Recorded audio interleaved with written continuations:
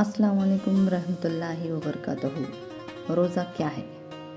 روزہ عربی لفظ صوم کا اردو ترجمہ روزہ ہے۔ روزہ اسلام کے 5 بنیادی ارکان میں سے ایک ہے، جس میں مسلمان سحر سے لے کے مغرب تک کھانے پینے اور دیگر مخصوص کاموں سے پرہیز کرتا ہے۔ یہ عبادت رمضان المبارک کے مہینے میں فرض ہے اور اس کا مقصد تقویٰ، صبر اور اللہ کی قربت حاصل کرنا ہے۔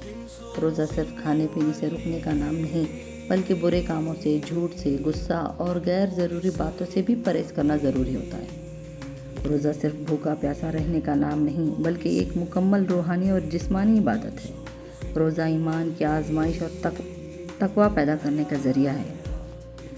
قرآن میں روزے کو سابقہ امتوں پر فرض قرار دیا گیا ہے۔